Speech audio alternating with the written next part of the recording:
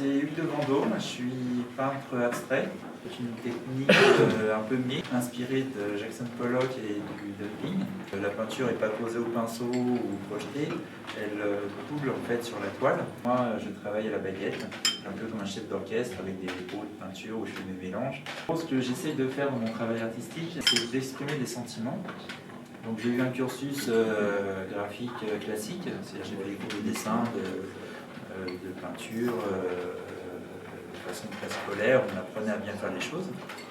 J'étais déçu en fait de voir que les gens faisaient attention à ce que j'avais peint et pas de ce que j'ai exprimé. Il y a énormément de couches de couleurs. Les filets rentrent à l'intérieur de la peinture suivant la densité. Les autres, au contraire, du compact et lourde, et elles vont s'enfoncer dans la toile. De ce compte, donc ça c'est une toute petite toile, une 10 par 10, justement pour voir les effets.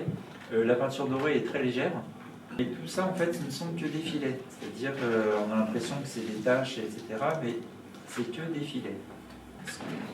Quand on voit en gros plan, là, comme ça, on voit bien les filets. En fait, la peinture en dessous n'est faite que de filets aussi, mais comme elle était encore très humide, donc elle se mélange beaucoup avec celle du dessous. Il y a des superpositions pendant des jours de filets pour rendre cette toile. Donc là, c'est pareil, alors il y a quand même un fond coloré. Là, c'est dans les tons bleus, or, noir. Moi, ce que j'aime bien dans les toiles, c'est que quand on regarde ça, on a l'impression de voir un fond, on s'imagine des choses. Après, on commence à lire le titre, alors on essaie de mettre en relation la toile avec le titre.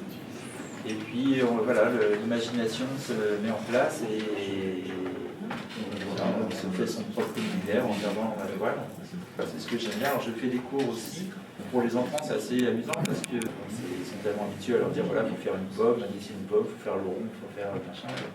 Alors que moi, dans les cours, je leur dis ok, je prends la pomme et moi je veux que tu me dessines le goût de la pomme. Voilà, c'est des sensations qui n'existent pas, qu'on ne peut pas montrer visuellement. C'est l'impression qu'on veut donner. Souvent, je fais des choses avec des organismes pour. Même les malvoyants. J'ai certaines toiles qui sont très en relief avec des pierres incrustées. Je fais un parcours dans sa roseraie et les malvoyants donc se baladent et puis effectivement on leur explique les roses et avec l'odeur ils essayent de s'imaginer la forme, les couleurs des fleurs. Mais justement c'est ça qui est intéressant, c'est que finalement on a la même approche qu'un malvoyant face à une œuvre abstraite. C'est qu'au départ on est aveugle, on ne voit rien. On dit qu'est-ce que c'est des taches, ça ne représente rien, ça émeut pas. Et en fait, quand on s'attache à ce qui exprime l'art abstrait, c'est que justement on va chercher la sensation, le sentiment qu'on a face à la toile. Et puis maintenant, débrouille-toi. Voilà, tu es devant la toile et puis à toi de ressentir les choses. Pour tout vous dire, c'est la première toile que j'ai faite quand j'ai déménagé dans ma nouvelle ville. Je venais de divorcer, j'étais vraiment pas très bien. C'est comme ça que j'ai exprimé cette espèce d'explosion là, d'envol. Donc évidemment, moi je le perçois comme ça. L'art abstrait, c'est ça. C'est une avalanche de sentiments qu'on pose sur la toile. Et en contrepartie, le spectateur, lui, il perçoit ses émotions et il les interprète comme lui, il l'entend. Mais je peux faire du figuratif aussi. Donc là, c'est un peu particulier, c'est ma fille, je vous la présente. Bonjour Caroline. Elle m'a beaucoup manqué, donc il a fallu que je la peigne. Et donc voilà, dans mes peintures, je mets tout ce que j'aime. Je mets ma vie, je mets tous mes sentiments. Et ce que j'aime par-dessus tout, donc il y a ma fille, et les opales. Un engouement pour les opales qui sont des pierres très colorées, très changeantes, très vivantes. Et l'abstrait vient justement animer tout ça. Moi, ces traits là, c'est comme des lignes de vie, on en suit une et on devient fou en essayant de la conserver, et ça part, l'œil part dans tous les sens. Donc voilà le côté très serein, romantique du personnage central et qui part après en couleur et en vie avec le travail abstrait. Cette peinture-là, elle est faite en une semaine avec des temps de séchage. La toile est noire dans le fond. Et au fur et à mesure des couches de filets qui vont venir les unes sur les autres, les teintes vont apparaître et disparaître et ça va donner une espèce de profondeur à la toile. Par exemple cette toile ici, là, c'est un travail abstrait, on a l'impression que c'est des filets et tout, mais en fait non, c'est du figuratif. Oui, c'est un peu difficile à croire, hein.